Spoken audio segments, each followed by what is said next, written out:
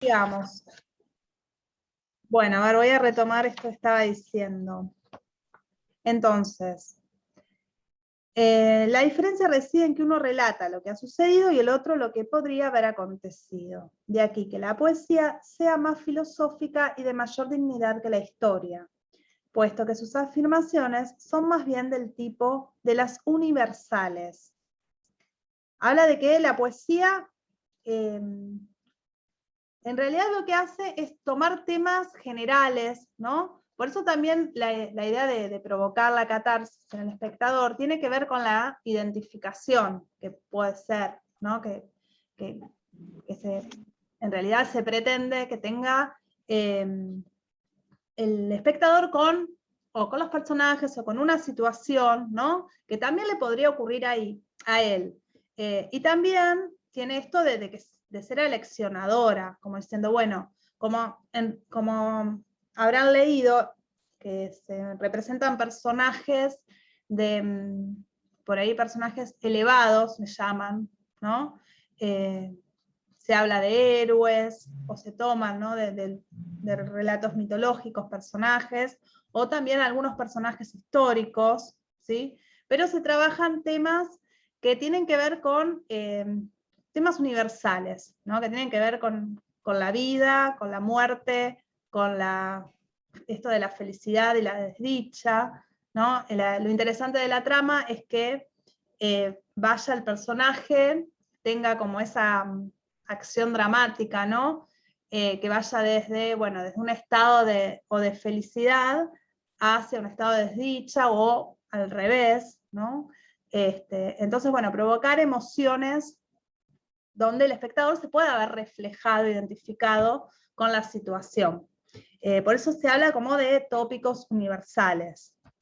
En cambio, la historia, dice, son particulares, porque son hechos concretos, ¿sí? Son narraciones específicas, concretas, pero que muchas veces se toman también como punto de partida, ¿no? Para hacer verosímil una tragedia, a veces se toman personajes, se sacan personajes de la historia, y bueno, después conviven con otros personajes creados. Voy a seguir un poco leyendo así se entiende mejor. Por proposiciones universales hay que entender la clase de afirmaciones y actos que cierto tipo de personas dirán o harán en una situación dada. Y tal es el fin de la poesía, aunque ésta fija nombres propios a los caracteres. Los hechos particulares son, digamos, los que Alcibíades hizo o lo que le aconteció.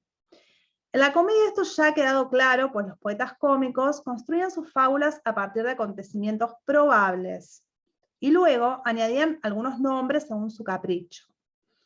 Ellos no escribían, como los poetas yámbicos, sobre personas particulares. En la tragedia, sin embargo, se adherían todavía los nombres históricos, y por esta razón, lo que convence es lo posible. Mientras no podemos estar seguros de la posibilidad de algo que no ha sucedido, lo que ha acontecido es desde luego, puesto que no habría sucedido si ello no hubiera sido así. Sin embargo, aún en la tragedia hay algunos dramas solo con uno o dos nombres conocidos en ellos. El mucho en comprobar, no, ahí no sé, quedó rara esa parte. Es posible que el Estagirita considerara que Tucídides no era un historiador, sino un artista y un filósofo. Resto es invención. Y existen algunos sin ningún nombre conocido. Por ejemplo, Anteo de Agatón. ¿Sí? Son personajes ficticios, en el cual tanto los incidentes como los nombres son creaciones del poeta. Y el drama no resulta por ello menos delicioso. Así pues, parece que no debemos adherirnos con firmeza a los relatos tradicionales sobre los que se basan las tragedias. Sería absurdo proceder de este modo.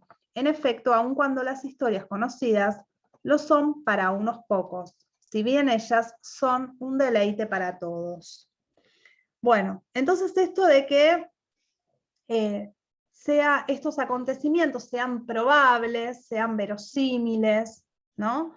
Pero se parten de esta generalidad, de esta universalidad de las acciones, y no de y no, bueno, con eso se difiere de la historia, que no son sucesos acontecidos realmente, ¿sí? Muchas veces la historia, o personajes de la historia se toman como personajes de la tragedia, pero bueno, el resto es creación, invención, ¿no? Bien, ¿algo más en cuanto que quieran agregar de esto que leí? ¿De la diferencia entre la poesía y la historia?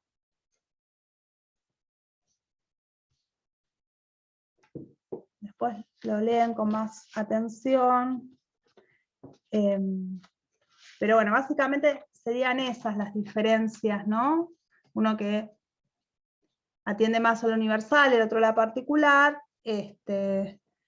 y que la poesía se basa en hechos posibles y la historia narra sucesos acontecidos, supuestamente, ¿no?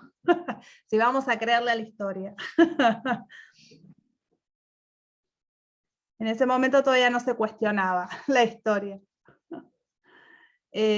Bueno, y esto de que la tragedia, a diferencia de otras formas poéticas, se utilizan, ¿no? en la trama personajes que son elevados, también tiene que ver con esta potencialidad que tiene la tragedia, de la catarsis, de provocar en el espectador. No recuerdo, en un momento lo menciona en el texto, ahora no tengo la cita, pero la idea es de que al sentirse identificados, ¿no? con la situación o con los personajes, se habla como de una purga de las emociones, ¿no? de sacar los humores pecantes, ¿no? Y bueno, y salir como beneficiado después de contemplar. También hay que ponerse en esa situación, ¿no? de estar un día entero en un anfiteatro, ¿no? rodeado de gente, con la acústica, con esa inmersión también que provoca el teatro, ¿no?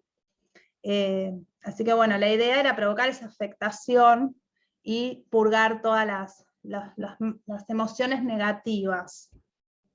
Y bueno, y era más efectiva cuando los personajes eran elevados, y también aleccionadora, porque si decimos, bueno, si al rey le pasó esto, ¿no? Bueno, o a este héroe transitó tal cosa, bueno, a mí también me puede pasar, bueno, o en mi caso sería peor. Entonces una manera también, una cierta pedagogía que hay, siempre hay algún mensaje en este discurso, ¿no? de la poética.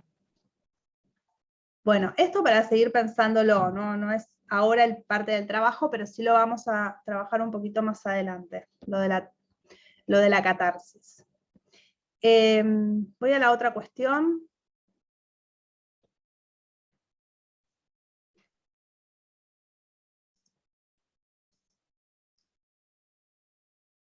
Bueno, distingan buenos de malos poetas, según Aristóteles. Esto por ahí no está tan claro, no aparece en todos lados, pero ustedes, no sé si se acuerdan por ahí de la lectura. ¿Quiénes eran buenos poetas o quiénes remarcaba que eran malos poetas en relación a la tragedia? Creo que habla sobre el largo de la secuencia, digamos, cuando algo era como deformado de alguna forma, o sea que por ahí la secuencia era muy larga, no sé, la introducción era muy larga, era muy corto el desarrollo, que eso a veces hasta a uno le pasa cuando ve una película, que es como que dice, ay, ¿qué le pasó a esta película? ¿Le editaron mal? O se quedó en una cosa y no se desarrolló. Claro, como que pega un salto, ¿no? Como pega un salto. Claro. Ahí hablaba, ¿no? Esto, como dice Lau, que estrujan la fábula, lo que es el argumento, entonces por ahí pega un salto muy importante, que se pierde el hilo, se pierde la secuencia, y bueno, como vos decís, ¿no? Es verdad, se puede reconocer hasta en las películas, ¿no? No solamente en las obras literarias. Bien. Sí, en la música también. También, sí, bueno. En la música también, una vez está escuchando una sinfonía y la verdad que uno se pierde porque realmente no todo, a ver, no toda la música que se escribe, que se publica, es arte. Claro, Y a veces uno está escuchando una obra, aunque sea un gran compositor, y dice, esto que no está bueno, y en realidad está buenísimo esto que hace Platón, porque hay algo orgánico que te dice de alguna manera, mirá, eso de alguna forma es como imperfecto, de claro, alguna manera. Es como que esto está bárbaro porque lo que dice, bueno, tiene que haber un ritmo, tiene que haber un desarrollo, tiene que haber hay un montón de características que son bellas porque a uno se siente cómodo viéndolo. bien, Hace la catarsis porque uno está ahí cómodo. sí, sí, sí.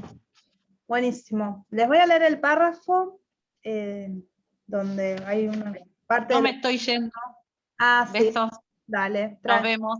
adiós. Gracias. Saludos a todos. Chao, gracias, Lau. Bueno, les leo esto para completar lo que dijo Lau. De la fábula, está también en el capítulo 9. En el capítulo 9 parece que sucede todo. De las fábulas simples y de las acciones, lo peor resulta lo episódico. Llamo episódico a una fábula cuando no existe ni probabilidad ni necesidad en la secuencia de los episodios. Fábulas de esta clase son construidas por malos poetas a causa de su incapacidad y por buenos poetas por culpa de los actores.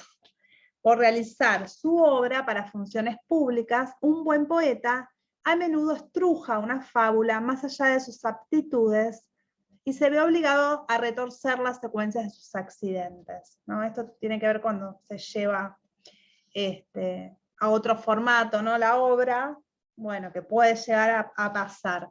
Pero también plantea que los malos poetas las construyen, ¿no? Así directamente, cuando por ahí quedan los episodios inconexos, ¿no? Esto de la falta de relación. Bueno, sobre esto de lo que dijo Lau, seguramente en otro apartado van a encontrar un poco más para completar esta información. Uy, no sé qué se me abrió. Lo del Zoom. Ahí. Bueno, pero bueno, tiene que ver con eso, ¿no? Con esto de los malos poetas, quienes escriben fábulas episódicas, que no responden a una necesidad. Entonces, bueno, van perdiendo también verosimilitud, ¿no? Credibilidad incluso. Bueno, y esta última pregunta, si bien se fueron dando algunas pistas, esta se la voy a dejar para que ustedes le vayan entablando alguna relación entre estos conceptos en poética. Entre arte, belleza e imitación. Ya una pista sería a partir del título del trabajo, no práctico, ¿no? El arte como imitación o mímesis. ¿Sí? En poética, el arte es imitación. ¿Sí?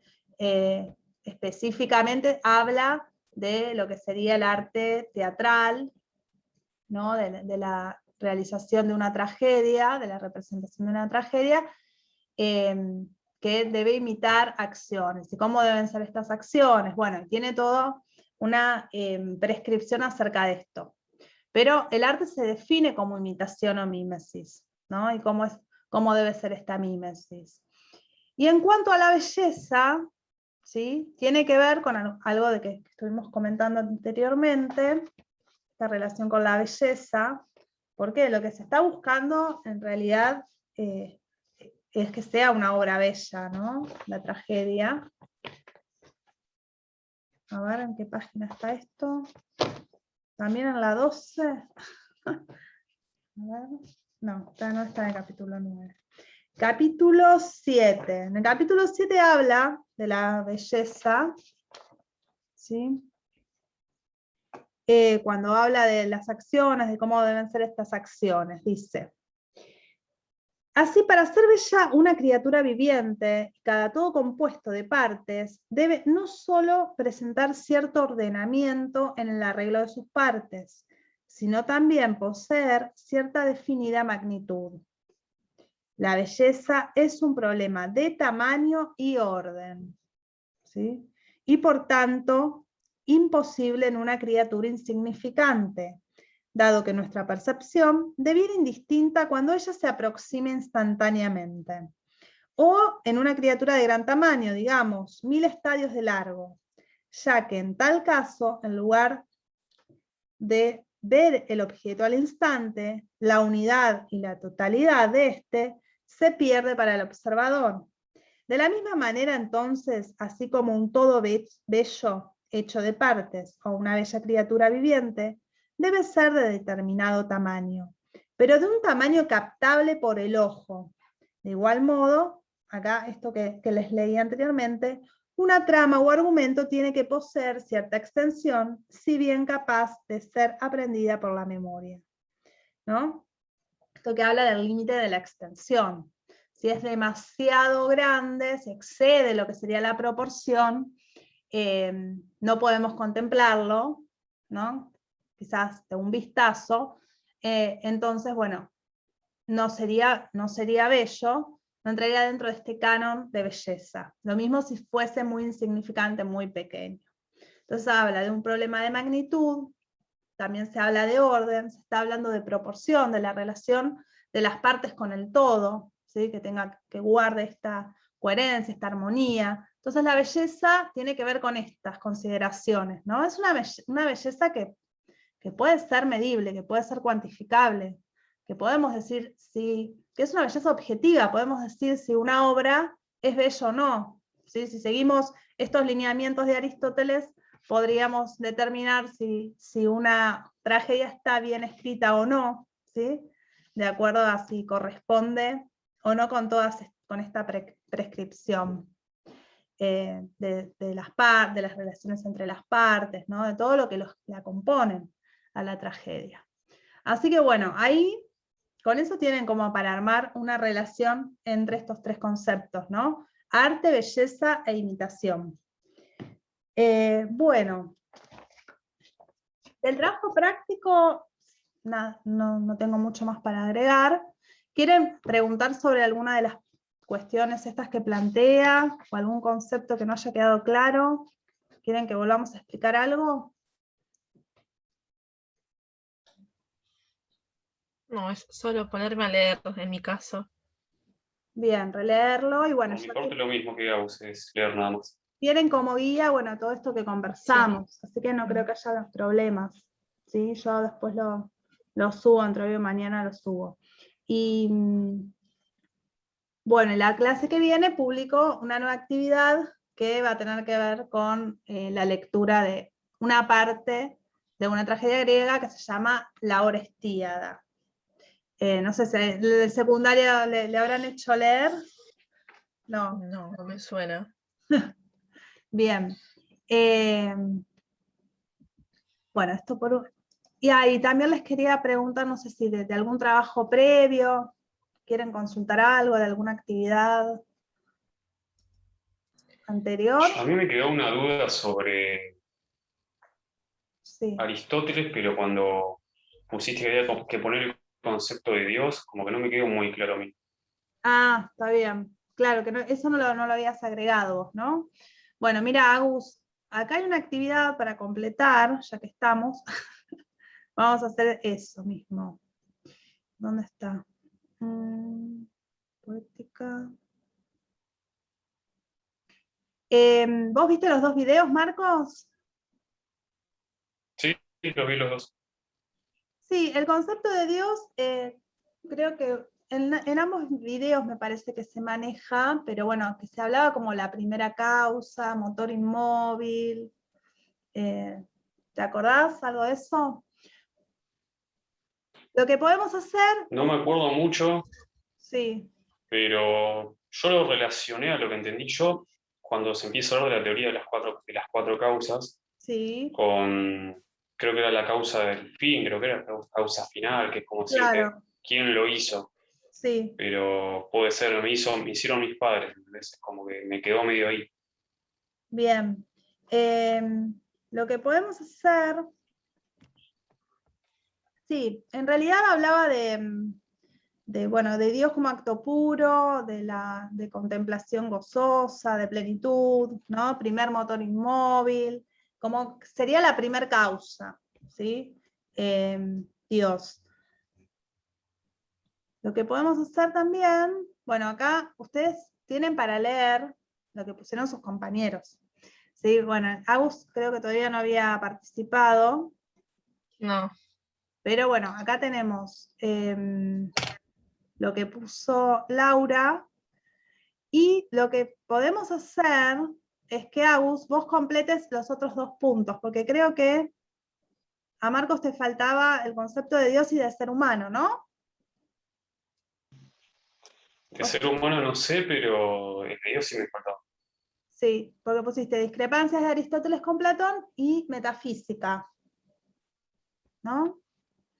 Entonces, si querés vos, Agus, ocupate y desarrollá estos otros 2 conceptos, Dios y ser humano, según Aristóteles, a partir de Perfecto.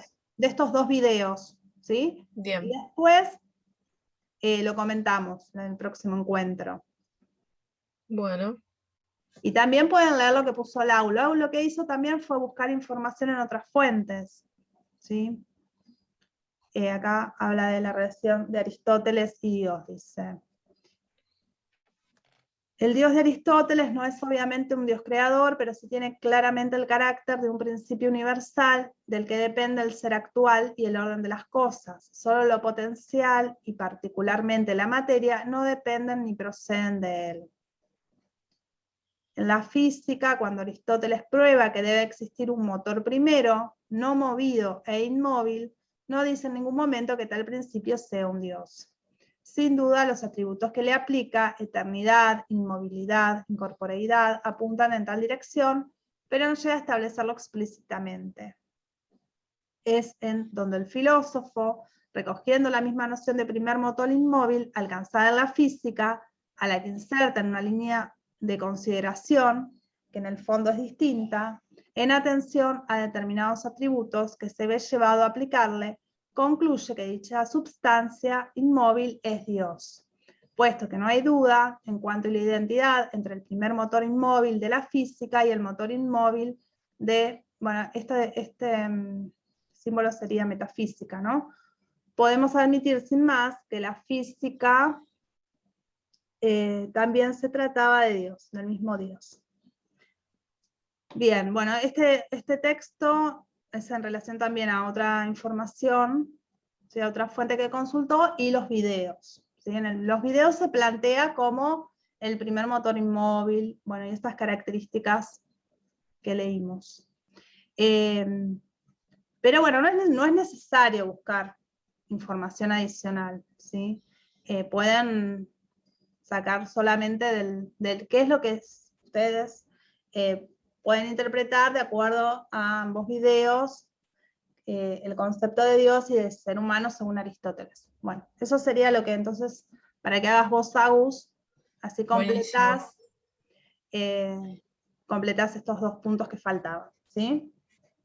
Bien. Porque todo esto lo vamos a retomar en otro trabajo, así que está bueno para seguir pensándolo. Bien. ¿Algo más? ¿Alguna otra cosita? Bueno. No. Bueno, entonces nos despedimos y les queda para hacer el trabajo práctico, y la clase que viene hago una publicación, ¿sí? En Classroom. Y después Buenísimo. ponemos fecha para el próximo encuentro, ¿sí? Genial. Cualquier cosa me consultan, si tienen alguna duda mientras hacen el trabajo, lo que sea, ¿sí? Buenísimo. Bueno, que sigan con una linda semana. Y Igualmente. el fin de. Bueno, nos vemos. Igualmente. Besos. Chao chicos, chao profe. Adiós. Chao. Adiós, chao, chao.